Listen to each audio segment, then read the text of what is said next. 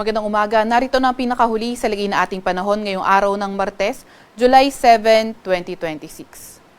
Narito nga ang ating pinakahuling satellite image kung saan may minomonitor pa rin tayong bagyo na nasa labas ng ating Philippine Area of Responsibility. Ito ay si Super Typhoon Bavi. Kanina nga alas 3 ng madaling araw, huli itong namataan sa layong 2,010 kilometers silangan ng Central Luzon. Ito ay nagtataglay ng lakas na hangin na 195 kilometers per hour malapit sa sentro at bugso na abot sa 240 kilometers per hour. Kumikilos sa direksyong Kanluran, Hilaga Kanluran sa bilis na 30 kilometers per hour. Ito ngang bagyong ito ay posible nang pumasok ng ating Philippine Area of Responsibility tonight o hindi kaya bukas ng early morning. Sa mga susunod na slide, ipapakita nga natin yung kanyang track. Samantalang easterlies naman o yung mainit na hangin galing karagatang Pasipiko ang nakakaapekto sa silangang bahagi ng Northern at Central Luzon. Ito nga yung sinasabi nating track ni Bagyong Bavi na nasa labas na ating PAR. So yung Bavi ay kanyang international name at once na pumasok ito ng ating Philippine Area of Responsibility, bibigyan natin ito ng local name na Inday. Nakita nga rin natin na nabanggit nga natin na either tonight or tomorrow early morning, posible itong pumasok na ating Philippine Area of Responsibility. Regarding naman sa landfall scenario, less likely naman yung ating nakikita pero posible pa rin ang close approach nito sa probinsya ng Batanes and not ruled out din yung pagtaas ng tropical cyclone wind signal sa ilang bahagi ng Northern Luzon, posible as early as tonight o hindi kaya tomorrow early morning. So nakita nga natin na sa close approach nito sa bandang Northern Luzon area ay posibleng maging typhoon category ito. Gayon pa man, kailangan pa rin natin mag-ingat kasi nonetheless posible pa rin magtaas ng tropical cyclone wind signal sa ilang parte ng Northern Luzon at posible pa rin naman itong maghatak ng southwest monsoon o habagat. Kaya asahan natin sa mga susunod na araw yung mas maraming areas affected by southwest monsoon. Kaya patuloy pa nga rin tayong mag-antabay sa mga ilalabas na update ng Pag-asa. So itong track forecast na ito nilabas kaninang 11 p.m. at mamaya 11 a.m. maglalabas tayo ng panibagong forecast track or hindi kaya Tropical Cyclone Advisory. So once na pumasok ito na ating PAR, maglalabas na tayo ng Tropical Cyclone Bulletin.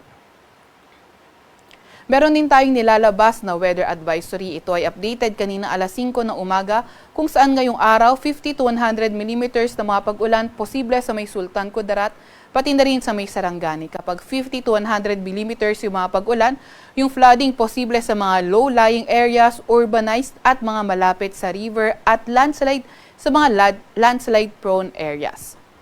And pagdating ng Thursday, yung areas naman na may 50 or posible yung 50 to 100 millimeters na mga pag-ulan ay sa mga lugar ng Palawan, Occidental Mindoro, Antique at Negros Occidental.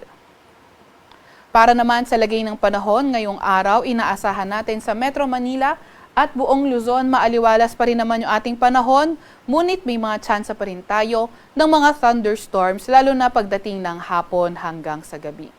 Inaasahan nga natin by tomorrow, Wednesday until Thursday, posible magpaulan ang habagat sa kanlurang bahagi ng Southern Luzon.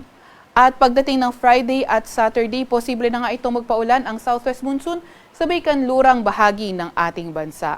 And then inaasahan nga natin yung paglapit ng bagyo sa ating bansa, although less likely ang landfall scenario, posible pa rin naman na maging maulan sa ilang bahagi ng Northern Luzon, kaya patuloy na mag-antabay sa mga update ng Pag-asa.